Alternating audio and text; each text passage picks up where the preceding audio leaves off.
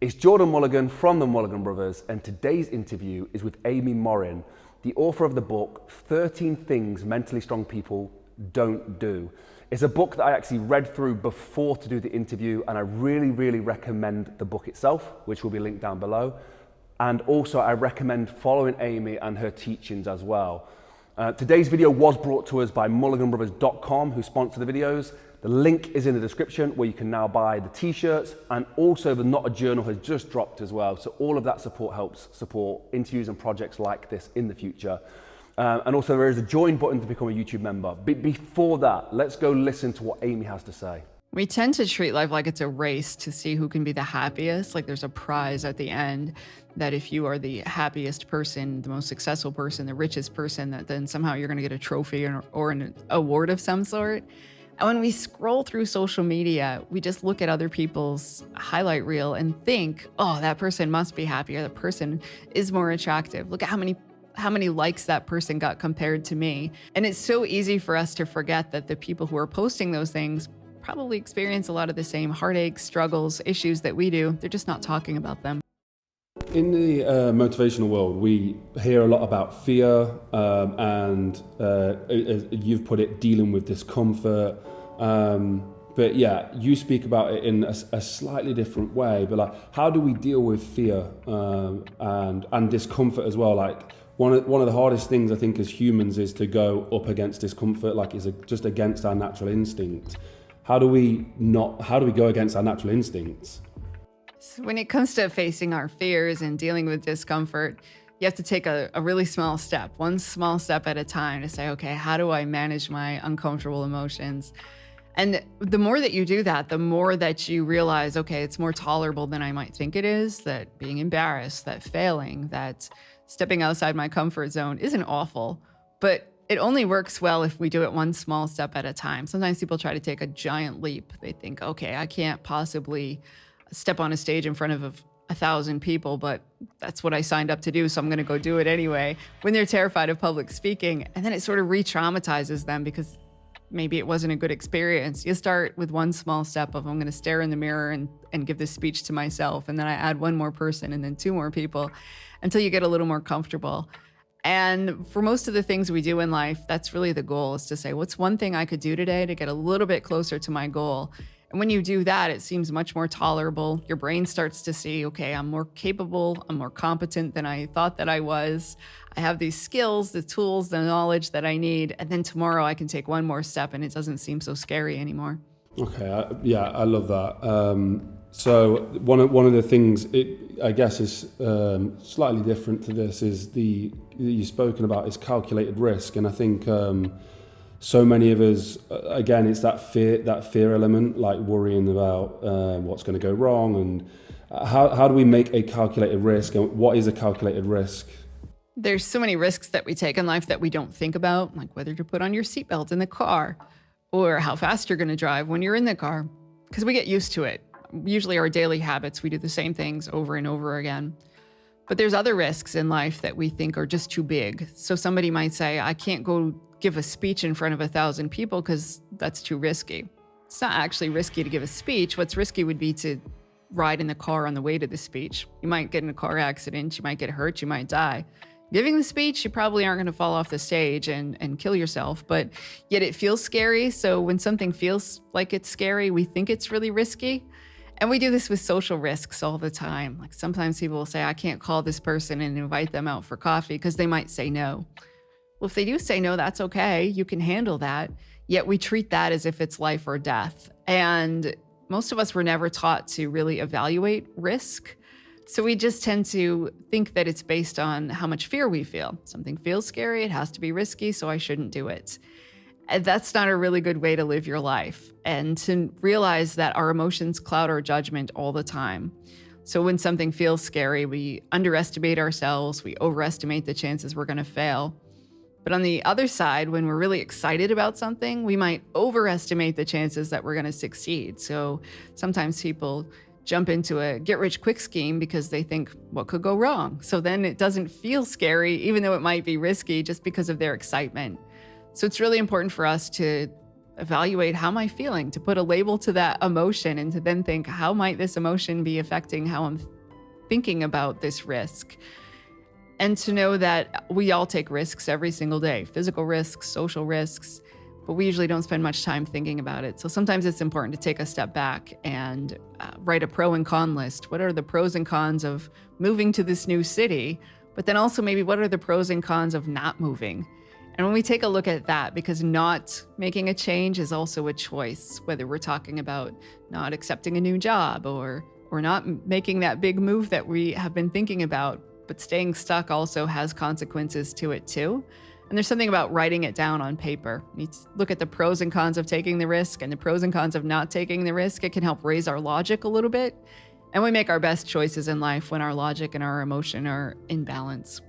So is that how we adjust our perception of fear? Like, is it a time thing? Does it take a while to do?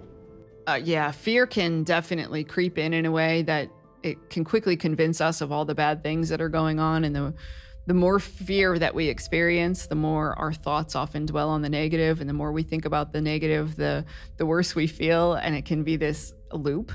And then we get into this habit of avoiding anything that feels scary. And the longer we avoid it, or the more we avoid things, the more fearful we become. So you have to break that cycle. It's a difficult cycle to break, but we all get into it. Whether somebody says, I'm afraid of taking a social risk, so I haven't left the house in a long time, and the more I stay home, the more it just confirms to me that I'm not a social person and I can't make friends, and they stay home for 3 months. Then a lot of us experienced this after the pandemic with going back out of the house again. It felt scary, something that we used to do every day. So just recognizing the longer you do something, the harder it is, but it doesn't necessarily mean it's more risky. It's just that our emotions are often irrational. I see a lot of people who have like been through something traumatic, and some people are then able to make these big changes in their life, and they're able to deal with the fear, and maybe the situation gave them sort of power that they could get through it. But there are a lot of people who maybe haven't been through something traumatic, but they really want to make those changes. Is it a requirement that we have to hit rock bottom and a point there where we have to make a change, or can we do it, make a conscious decision to try and make change? So a lot of people think that you have to be in a horrible place. You have to go through awful pain in order to be mentally strong, or that you have to hit rock bottom before you change your life.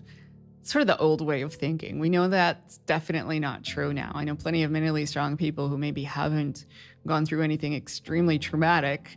And I know plenty of people who have decided to change their lives, not because they hit rock bottom, but because they thought, I want something to be better. So you definitely don't have to wait until life gets awful in order to make a huge change. You might wake up tomorrow and say, I want to start taking care of myself better. I want to give up this bad habit. And you can start making those changes right now. In fact, I wouldn't recommend anybody wait until things get awful, because that's the worst time. When you feel like you're at the bottom of the barrel, that's the hardest time to say, okay, I'm going to change my life. Just like if you were going to pick up a really heavy box, lifting weights 2 minutes before you pick it up doesn't make you physically strong enough, and it doesn't make the ability to pick up that box easier. Mental strength's the same. You don't want to wait until you feel like you absolutely need it and you're at a crisis before you say, okay, now I need to change my life. Because when you feel at your worst, that's the hardest time to change your behavior. I think one of the quotes in the book was, how can I look at my situation differently? So like putting like almost a positive, would that be like putting a positive spin on it? Like what does that mean? I often caution people not to say, okay, there's a silver lining. I lost this person in my life, but here's 5 good things that can come out of it. We don't necessarily want to do that, because yes, something good can come out of our pain, but trying to force a silver lining in a horrible situation doesn't feel good, and often it makes people feel worse. But what you can say is, what's a different way to look at my situation? Maybe you're thinking, okay, this is awful, horrible. My life will never be good again. Well, what's a different outlook? Well, maybe a different outlook is, okay, I went through really tough times, but it's proven to me that I'm stronger than I think. And maybe my life could take a different path now. Maybe I'm not going to have the life that I thought I was going to, but I could still make the best of the situation. And here's how I might do that. Just reminding yourself, just because it's not the life that you wanted or the one that you intended, you can still create a really good plan for yourself. You can still create a really good life. It just may look differently than what you wanted. Another one that we see in the motivational world is giving up, and you speak about giving up after a failure. So how do we deal with giving up after a failure? Again, the detrimental effects of that and what it does to us. We often draw conclusions about ourselves based on our performance. So sometimes when things don't go as well as we expect, we fail, we think, well, that wasn't meant to be. I wasn't meant to ever be a business owner. I was never meant to be a good athlete. And then we draw those sweeping conclusions to avoid putting ourselves out there again. If you decide, okay, I was never meant to be a business owner, then you don't have to try again. So then you might go do something else, work for somebody else, because it feels safer. It's a great way to try to protect ourselves from being hurt, from embarrassing ourselves, from feeling like we just can't succeed, is by not trying. So it's tempting whenever we do fail to say, okay, then I shouldn't do that. I have no business trying again, and to try something else in hopes that we might succeed on something completely different, because that would then boost our self-esteem and prove to us that somehow we're worthy enough. But so often when we give up after the first failure, it doesn't give us that chance to learn, because you can learn so much from failure and you can try again with all of that knowledge, but it's tough to do if you have a really fragile ego, or if your self-esteem feels like it will crumble, that you can't possibly handle failing one more time, then you aren't going to try. How many times should we be willing to fail on something? The number of times you might fail depends. So you might decide to give up and to quit because something's not in line with your goals. For example, maybe you say, I'm going to start my own business. It doesn't work out. You might decide, well, that's not in line with my values, actually, because the amount of hours it's going to take me to launch a successful business, it's going to take so much time away from my friends, my family, my health, that I actually don't want to do it anymore. So in those cases, you might only try once or twice and decide this isn't what I wanted anyway. In other times in life, though, if you have a goal, a dream, something that you really want to accomplish and it's worth it, you might fail 100 times and then decide, okay, I just keep learning, I'm getting better, I'm growing, I'm getting a little closer each time. So it's really up to you to decide how many times should you fail, but knowing too that sometimes it's okay to walk away, but knowing that you're walking away because it's not in line with your values or because you don't want to do it, not just because you're afraid of the embarrassment that you might feel if you fail again. Okay, so that's really cool. So if it is in line with your values, is that, should we just keep going? Yeah, if you have a goal and getting to that goal is in line with your values and you fail 2, 3, 25, 100 times, and you're still learning from it, and perhaps you're still enjoying the process, then absolutely, you might keep going. But to also know that it's not a sign of weakness. If you decide to walk away, to abandon a goal at some point in your life, doesn't mean you're a bad person or that you're too weak. Instead, it might just decide, sometimes it takes a lot of mental strength to walk away from something that isn't working. So you might decide, all right, I tried to start this business, it's failing, it's affecting my health, my family's health, it's putting lots of things in jeopardy.